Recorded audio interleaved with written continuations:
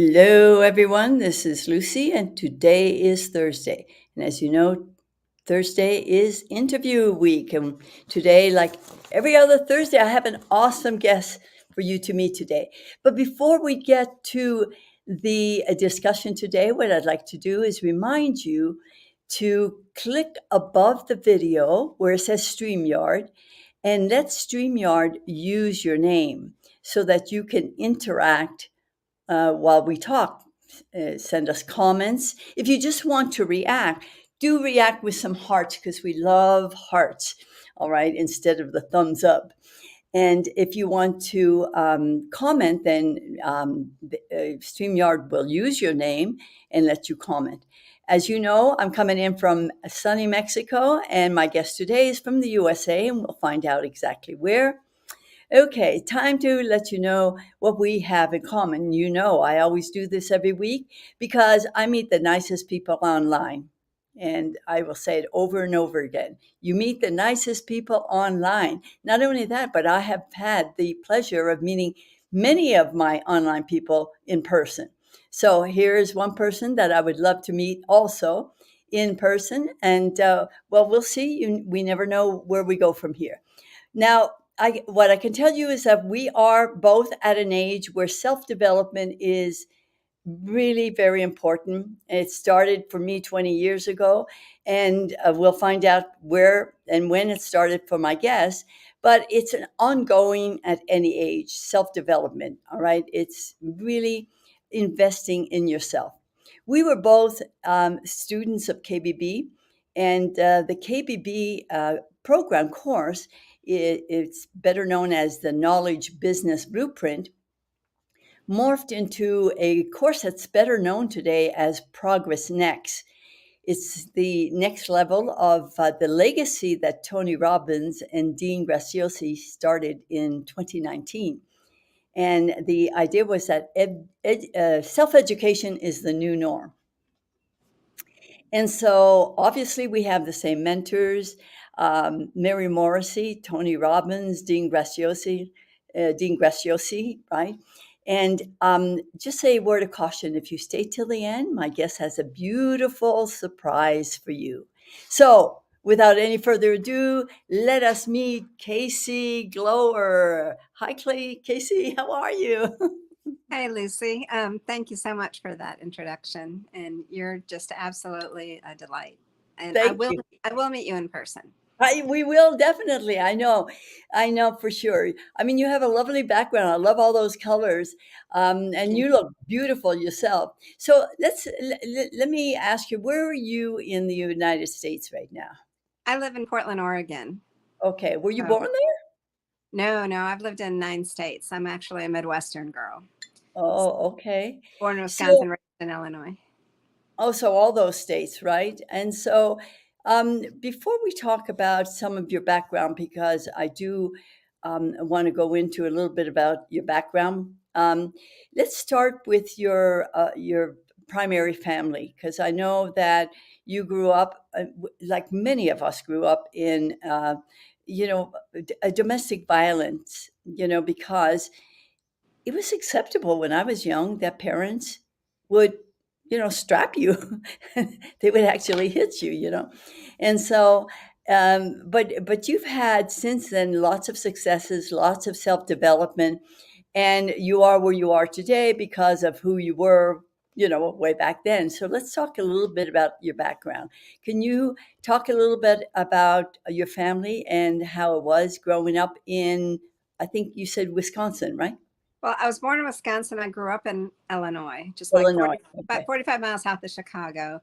Okay. And I've got a brother and a sister and my parents. And I didn't come from a abusive family. My dad was an alcoholic, though, and he wasn't a mean alcoholic, Okay. but he was distant. He held a lot of pain, and so I basically felt like his caregiver. Even as a little girl, making sure he was home, and Oops. My guess has disappeared, but I'm she will I'm be here. back. Oh, there you are. Yeah, lost. So I have a it was not a happy household. A lot of uh, disgruntlement in the family, a lot of yelling. My mom was kind of neurotic, dealing with my father, and so I was like this little adult at 10 years old, cooking Mm. meals and doing her checkbook and Oh, things wow. like that. So Almost the parent. You were being the parent almost, you know? yeah, and not to say I didn't have fun as a teenager. I found Yeah. time for that, and my mom actually was very independent, so she divorced my dad when I was 16, Okay.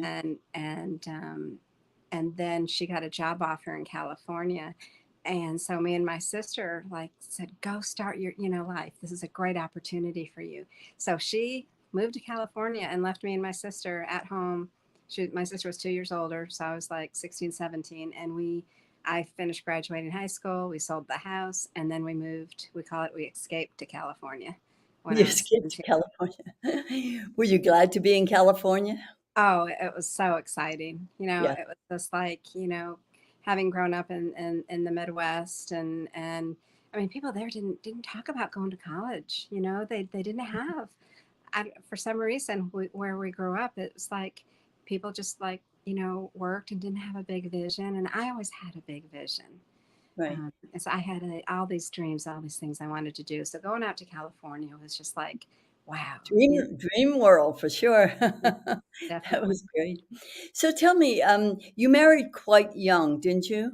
How old I, were you I, when I you met my husband a week after I turned 18 in California.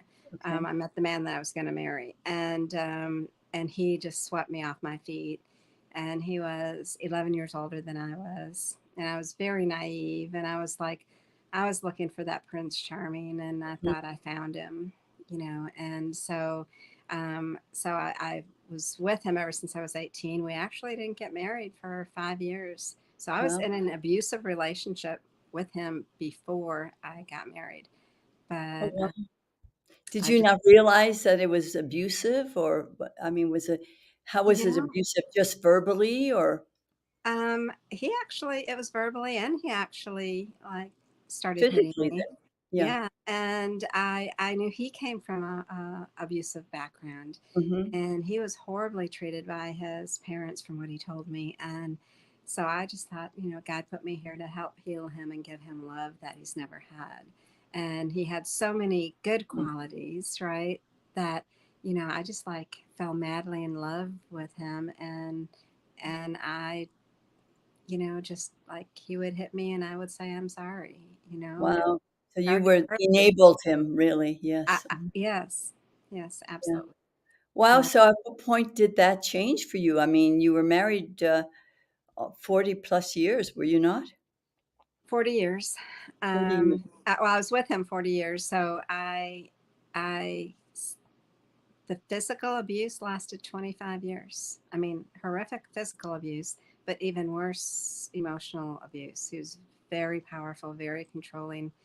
Um, I've since had, a psychologist tell me that I was in a cult like atmosphere. Wow. Washington, I didn't even realize like the extent of how demented my life was. And so, But um, Ca Casey, you were working at the same time, were you not? I mean, you actually were very successful in your work, yeah, place, were you and, not? and that's the dichotomy, right? People think, why does somebody let that happen to them? I Um, was smart. I was a powerful woman. I worked for IBM for 20 years. I won every award. I was marketing rep of the year. I was wow, powerful at work, yet I was so controlled by him. I mean, I lived exhausted. I worked all day. I cleaned, cooked. I did everything at night. I had to okay, go over, I mean, it's like he knew every step of my life. I had to tell him everything, right? And so you end up in this cycle of yeah, exhaustion and abuse, and then yeah, it's like you're in this awful cycle, and you don't want to tell anybody. right. You're You're shamed. You're it's a you know double life, really, yeah, yeah, yeah, you don't double want your life. life to fall apart. Okay, yeah, It's like, and there's so many emotions that go on, and you just get in deeper and deeper and deeper. I did. right. um, At what point did you realize that, you needed a break? I mean, I mean, I think you became very sick, did you not? I At what did. I struggled so much with health problems, and I knew it was, from all the stress, right? So even during my whole IBM career, I was sick during a lot of my IBM career, and I just got sicker, and then I got to a point where it's like I knew, like, I was living this awful life. I didn't know how to. I didn't tell a soul my secrets. I didn't know how to break out of it. I knew I needed to, and Right, I was IBM had moved me around a lot, and I was living in Texas, and I was like on 5 acres back in this small town. I mean, we always lived in these isolated places, and I just mm, felt like I have to get back towards my family and get right. back towards some normalcy where I can have some help breaking free. And so I left Wow, IBM when a company offered me a job in Oregon. I always wanted to get out to the Pacific Northwest. I always made sure I had a Pacific Northwest territory. And then I had a group of ex-IBMers actually recruit me, paid me a lot of money, moved me out to Oregon. And I thought, okay, this is like going to change everything, right? I'm going to get out. My family was in California, and he never worked. So he promised he'd go to work. And, oh my I God. just felt like our lives were going to change. And by this time I had a little son. He was 4 years old. And so I left IBM and I moved out to Oregon. And then, of course, he didn't go to work, and I was in over my head. And then the company that moved me out here went under, and then I just started spiraling, Yeah. down. And then my health like took a turn. I became like housebound for a year. I was so sick. Wow. It What was just happened to your son then at that point? um, well, my son lived You really took care of, of, you of, kept, of her. He lived a horrific, life being yeah, with a father that was so um, mentally ill. Really, my husband was mentally ill his right, whole life, and so my son was raised by this man that. Um, when I finally did break free, yeah, it took me 2 years crying over like how regret, guilt. How could I allow this man to right, my son? exactly. Yeah. So, so at what point did you come in contact with the KBB, Tony Robbins crew? I call them crew, but you know what I mean. So basically, if I go to 2014, that's when I Hmm. was like, I knew that I was going to die if I didn't do something to change my life. Right. And I still was with him. And I went to work for a company called Breast Friends. They were a nonprofit helping women diagnosed with breast and ovarian cancer from an emotional level. And Hmm. that pivotal time is what gave me the courage to finally change my life. I knew it would be the death of me. I told myself if I got cancer, I couldn't handle Yeah. one more bit of stress. It would be the death of me. And in Right. giving back to these women, I got my life back. And that's when I started the process that I started talking about what was going on with me to the co-founder of Breast Friends. So that's how my life started changing. And in doing that, I was able to start the process of breaking free. So I actually got divorced in 2017. And then it was after I got divorced that I started finally, for the first time, thinking about me and starting my You. life over. Yeah. And so that's why I started looking into self development and things that would help me heal from my past, help me move on. And so I joined KBB like really early on when it was first introduced. Yeah, KBB. It didn't. It just lasted that 1 year, and then it Yeah. morphed What into year was? You know what next. year that was? It was 2019. At the end of 2019. Okay. Yeah. 2019. Yeah. So that's So what, and I was like getting on my feet, not crying in bed till noon every day. right. Still, still, So still healing, but what was the thought of when you joined KBB? Your thought was you were going to write a course, you were going to do a workshop. What were you going to do with that? How were you going to use the tool? at that time, I knew I needed direction and discipline, Hmm. and I knew I needed that. I knew I had the innate ability to start my life over Right. and be successful. If I could be successful while living that kind of life, what could I do now that I'm free? But Exactly. I'm smart enough to know that I just can't do it on my own. And by this time I was like, I mean, you kind of, when you hit rock bottom emotionally, financially, Yeah. physically, you got to start somewhere. And Yeah. I'm resilient, and my goal is like never give up. And so that's when I first grabbed onto, of course, like Tony is so, I mean, he just breathes life into you. Yes, he Right. does. And so that it was just like, okay. And that's, I just started grabbing, even though I wasn't really in the discipline yet of, like, I didn't do the whole program. It takes a discipline, and it takes like getting, Yes. life under control. So I've been like doing a lot of self-development since then, Hmm. um, to try to find where it is that I'm going to land. What is it that I love to do? What is it that is going to, drive me? And I've always had so many dreams and goals that I've now like expanded them. So I've been like in this world of wanting to do so many things and make up for so much. And that's been a little distracting, right? But that's where I've been. But I'm actually, things are really getting into a really good flow. So, I know that you're an author. I know that you love to write books. I know that you're a poet, which is the love of your life, as far as I can hear. I know you're a mom, and you're a successful corporate wonder lady. So you're all of those things. But of all those things, what defines you the most at this point? I mean, if anything can define us, I mean, our past does not define our future for sure, but you have the ability to be an author. You love to write. You love poetry. As far as I understand, poetry almost, it saved your life. It did. I think what really defines me is that I see the goodness in everything that happens. I've Okay, I've forgiven my husband. For I haven't quite forgiven myself. That's the hardest thing, right. to It is do. the hardest. But I think defining who I am is, I just have this really desire to help lift other people, because in all those years where I kept things quiet, it's Hmm. like if somebody had like been there for me or listened, right? Um, it makes a difference. Just a little note that somebody cares, just a little bit of a door Right. open to get you to talk about what's going on with you. So I think that's what defines me, is I really thrive off of knowing I've made a difference in other people's lives, and finding, because it's like the one defining moment was when I realized, okay, I can't change the past. Hmm. It's behind me.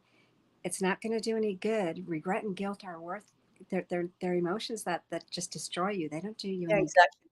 So what do I want to do? I've got a finite amount of time on this world. Do I want to keep wasting any more time Yeah, not living my best life? Or do I want to live my best life? And right. how am I going to do that? Well, I'm going to do that by seeing the good in everybody. And when you're open to seeing things from a different lens, oh my God, I've had miracle upon miracle upon miracle happen since I broke free. I've had the most wonderful, beautiful people come into my life. Um, it's amazing. I mean, just story after story after story, and it just, it's like I told myself something big is happening to me. Something is in my future. I don't know what it is, but I can't Hmm. wait. But just Right. don't say no to anything, right? Be Which is open to very talk wise. to people. Yeah. Just be open, and having that attitude has allowed me to live. I'm like happy and content, and my all my priorities have changed. It's like not about money is, there's a lot of unhappy people that have a lot of money, Right. right? But but money, we can do good things with our money, we can help people We with our can. money. Mhm. There's just so much goodness in the world, and I just choose to try to see the goodness that's out That's there and wonderful. not let the toxicity enter my world anymore. Right. And you know how. You have the tools now to prevent that from happening. Do you? Yeah, well, absolutely. Yeah, It takes community. It takes not being alone. exactly. And like I was so alone. You know, I Mhm. used to think, where are all my friends? Where are the people saving me? But I Right. didn't tell Right. anybody. Right, So my exactly. goal is to try to get other people to talk about what's going on with them, because most of the time people don't know what's going on with you unless you tell Exactly. them. Once you reach out, my gosh, I have friends worldwide now that, I mean, I've been invited to people's houses worldwide. I like, I'll never be alone again, you know? That's wonderful. That's a great Yeah. feeling. Tell me, let's talk about some miracles that have happened in your life. I mean, you did tell me about the lady in England that flew you to England because she loved your poetry so much. Can we talk a little bit about that and when that happened and how that happened and what that did for you? Oh, that was such a beautiful thing. Her name's Julia Helen, and she lives in the south of England. And yes, we connected through my poetry. And she's a retired nurse now, but she also writes songs and sings. And one of my goals is to write songs. And I love music. Hmm. And so she called me up, and we talked about poetry. We talked about pain. The poem I posted was about pain. And then I asked her to sing to me, and she sang to me. So, bottom Oh, line is, in June of 2018, she said, Casey, I want you to come and read, poetry at my garden party. Come stay with me for 10 wow. days. And I'm like, you know, wow, right? Oh, And for and sure. my brother's saying, you can't go to some stranger in England, that's like not safe. And I'm like, are you crazy? Like, we've Yeah. been FaceTiming, all the time. And bottom line, so she paid for my trip. She paid for my passport because I'd lost everything breaking free, and flew me out to England for 10 days. And it was the first time in my life that I could see my life from a different lens. Oh, It's how the wonderful. first time that I really had a vacation, right? That I wasn't worried about anything. She took care of everything.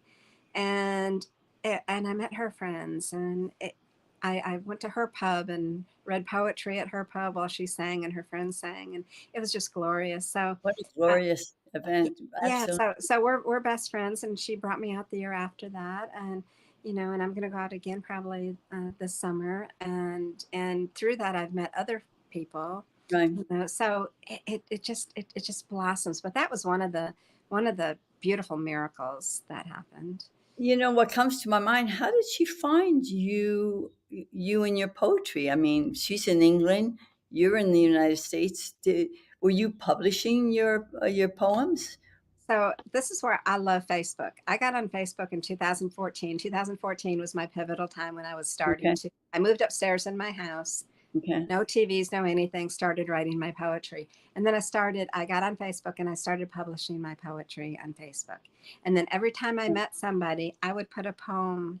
I have this one poem called To Dream, and I'd post that To Dream poem and say, hi, nice to meet you. And I didn't know anything about Facebook, and I was just Yeah. living in this little isolated world. And it like opened up my life. I started meeting people, right? And I started connecting people through my poetry. And so I started just people just like, however you meet people, I love Facebook because it has opened up a world of Yeah. You and incredible, I met. Yeah. yeah, It's- beautiful um, opportunities, beautiful people in different absolutely. places of the world. And so I've met a lot of people in different places of the world through really connecting with my poetry. Wow. So you've been traveling the world now, reading your poetry, telling your story, and inspiring others, have you not? Yes. Hmm. Yes, I have. Oh, And, wow. and, and it's what I just wish to do. It's like my goal is just to travel and write and speak. Oh, how wonderful, how wonderful. So tell me, you've done quite a few things. I mean, you're a bright lady. I mean, you worked for IBM all those years. They train their people so well. You won awards. I mean, you have a lot of talent. You have a lot of talent that way in the corporate world, but look how talented you are in your creativity and your artistic, I mean, you don't often see people who have both, you know.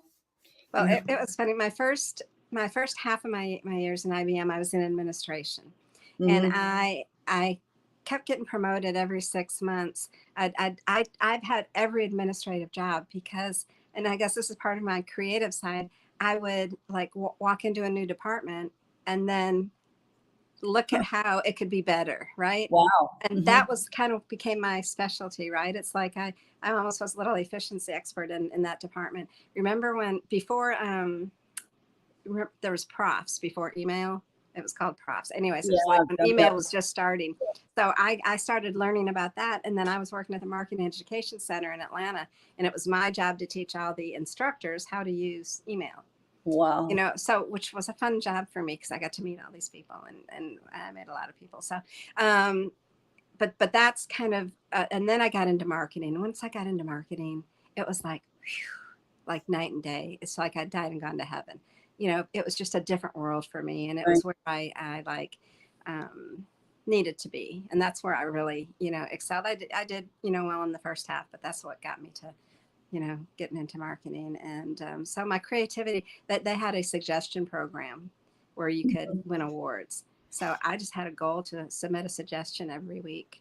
And I think I made like $35,000 in my career off of like multiple, Wow. ideas, just to put them in. So yeah, so it was a great career for me, and I loved it. But um, being, I used to write as a little girl. I just forgot during all my trauma of my life that I liked Yeah. to write. So when people said, well, go back to IBM or go back, get into tech. And it's like, all I could remember is like Oh, that life almost killed me. right.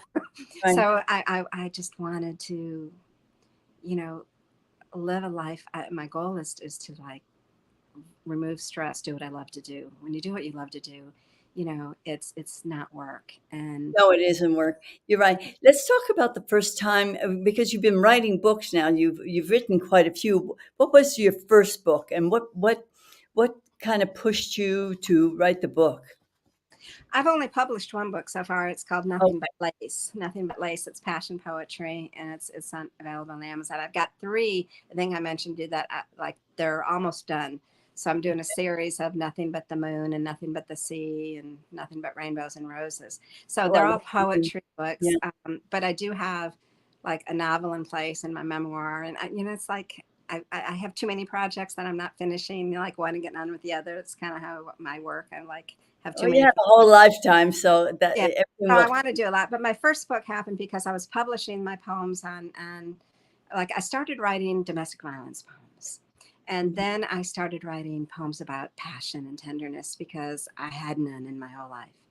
Right? It's like I started dreaming about once I started getting my independence back, I started getting my sensuality back and Mhm. thinking about, gosh, what would it be like to actually, I had to like face the fact that I never really been made love to Right. by a man who loves me. He wasn't really capable of loving me. And Right. what would that be like? And so I started writing passion poems. And then my friend who I told all my secrets to, she said, Casey, you've got to publish your poems, right? They're good. You've got to publish them. So she helped me put the book together, and we got that published at the end of 2018. Wow. So it's on Amazon right now, It's on right? Amazon. Do you Yeah, have the book with you right now that you can show us the cover? I do. It's right here. Thank you. So it's called. Okay, it's called Nothing But Lace. Oh, very Nothing, sensual. nothing but lace. It has four chapters.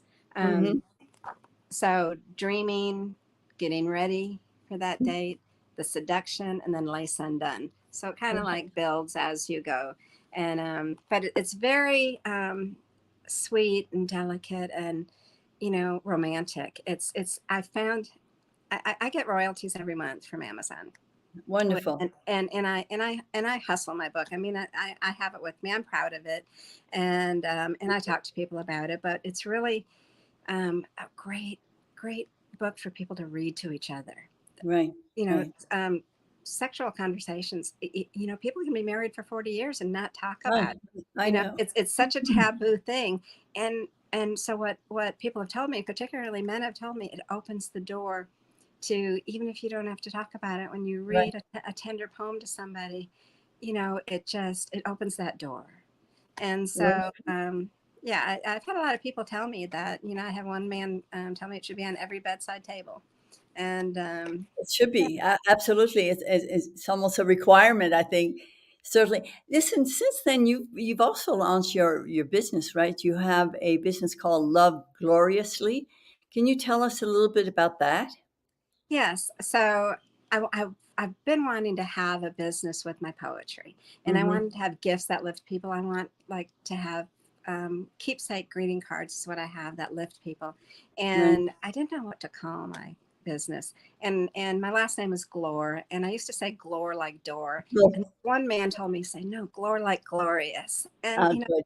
and so that like it just stuck. So I was diagnosed with breast cancer, February 1, 2021. And it was that gave me the, hey Casey, I had to face my mortality. Right. I tell everybody I'm going to live to be 123 and die dancing or making love because I've Good. got so much to make up for. But I Right. had to face my mortality, and I think, I don't want to like die and have all these ideas like just go by the wayside. So Go to I the grave with you too. it was like the day I was diagnosed, I got on the phone and started like saying, I got to have a website. I got to have this business. So by the end of that year, I went through my cancer journey and I launched my business by December of Wonderful. 2021 with my greeting cards. So basically, they're I've got one of them. I can show you. They're cards Those are beautiful. Yeah.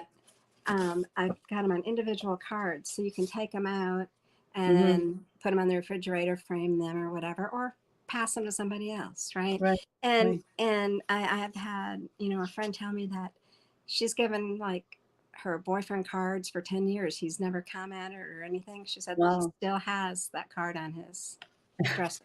Well, they're beautiful. You never want to destroy them. That's why, Well, there's just and they're really heartfelt. I write really like raw, right? Really, down just emotion. So right. they're more personal. This one is just like a little one called "Grateful for You." Together we walk in love and light. Our path has Mm-hmm. been chosen with peace in sight. Hand in hand, together we unite. It's just it's like if you got I have these, I call them my glorious gift boxes, and I have 7 cards in there. There will be a poem that this goes to Sally and this goes to Lucy, and it's like you'll Mm-hmm. be able to pick out Yeah. what Yeah. one's perfect for that person, and that's what I think the allurement is. So yeah, it's like my goal is to lift people, and that's what it's kind of like a pay it forward thing, just like let's Absolutely. keep just Right. lifting people. Yeah. So the future looks really bright for you. I mean, I think you're writing more books. This particular book is, um, what's the name of it again? Let's hear the name of it My again. book, Yes. nothing but lace. Nothing But Lace is doing really well. You're already getting royalties. I know that you had one workshop that was really very successful, and you know that you can do that again and repeat that again. And then you talked about self love healing retreats that you also are thinking of doing. I mean, when one has an imagination like this and one has talent like this, there's so much that you can do, but we can only do one thing at a time. Yeah, that's it's part of my problem. I get like going in too many directions, but I Right. definitely want to have, some self-love retreats. I've got so many beautiful people in my life. Hmm. And, I've got people who, I've got this good friend who she wants to write screenplays, and she's got like filming Wow. in her background. I've got another person who's like a Reiki master, right? It's like I have some friends that we could all put together and just do a really beautiful kind of Collaborate. self-love, self-healing retreat and work on, Absolutely. our Absolutely. passions and things like that. And music always will play a role in everything I do because, Absolutely. I love music. Absolutely. That's really wild. And I'm so happy that you and I have had this talk, because I've been dying to talk to you about everything that you're doing. So if anybody wants to get in touch with you, I know that in the tickler down below, you do have a YouTube. So do everybody go subscribe to Casey Glower's YouTube, and it's simply youtube.com/ at love gloriously with KC Glower 9477. And what's another way that they can contact you? I Uh, have a Facebook page, Love Gloriously with KC. okay, love. And it's my Instagram is Love Gloriously with KC. Okay, Um, and that's I'm that's going to and then they can always private message you. we were talking about websites earlier. I've got a website that's almost done that's going to be launched in a few That's weeks, on its way. and it's lovegloriously.com. But I also got a domain called Just One Act of Kindness. Okay, Wonderful. And so anyways, but So, Casey, I know that you and I talked about a little freebie for my audience. Do you so and you did send me a beautiful copy of it. Um, could you explain, what it is that you would like to reward my audience for being here with us today? absolutely. I have lots of poems, but I have one particular poem called We All Have a Story. And I Hmm. think it's something that everybody can relate to. It's just a Right. short poem, and it's one of the poems that I wrote when I was first starting to write. And it's on my YouTube channel, and it's narrated with the ocean to the background. And I think you'll really love it. But I'll send you a PDF file of that poem. And Okay, well, actually, what we're going to do is below this video, we'll have in the comment area, we'll have that link where they can go and get this for them because I've already seen it. I was very, very touched. I loved well, it. It's thank you. really beautiful. I appreciate that. So, so But okay, well, thank you, thank you, thank you. Is there something that I didn't mention that you want to mention before we say goodbye? Um, if I could just mention one thing that I think would inspire anybody that's going through a cancer journey Hmm. is I'll just take 60 seconds that I was afraid I was going to die in surgery. I've got other medical problems, Right, but I went to a healer the day before and she told me, Casey, they need your energy. And it turned it around and I made it not about me, but about them. So right. when I went into surgery, there's a poem in my book called To Dream.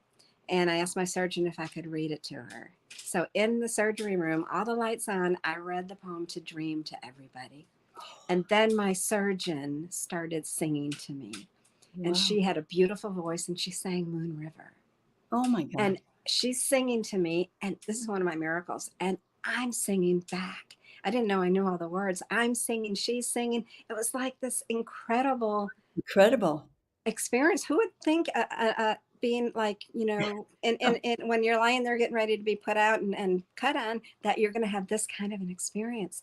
So they held off putting me out as I'm singing. And the last thing I remembered was just this beautiful feeling. So when I woke up, I felt like that was one of the top 10 things in my life, not that my breast had just been cut on. Oh, wow. And so my message is that we have more power over our situations than we give ourselves credit for. Thank you. Right? Thank you. And That's, yeah. So and thank you that is for such a letting me good share that. that's such a good message for my audience because a lot of them are Progress Next people who also know that they're meant for so much more and they're struggling with the steps, to get there. And so, what advice would you give to all of them who, they just, I mean, they're wonderful, unique people with experience and knowledge, and they want to impact other people's lives, but they're at the point where they're struggling through the steps to get there. So Any advice what they need to know is all the people who need to know what they have, right? Yeah, All the people who they need to share those experiences with, because we all can help so many people with what we've been through. right. Don't hold back. Don't hold back Don't and hold keep back. and keep moving forward. Yes, never give up. And folks, yeah, my audience, that's what my team does. We hold you and your dream, and so the marketing program will get you through. Make sure that you launch your program. Brand yourself, brand your business, and that's what that's all about. So I do Okay. want to thank you, Casey. Well, Thank you for your time. and thank you. Just the time I've spent with you, I have learned so much. You Thank have you. been like gold to me, so I appreciate you so much. And Oh, thank you. thank you so much for having me here. Thank you. And I appreciate you too. And I just want to say goodbye to my audience also. And we'll see you next week. Bye for now.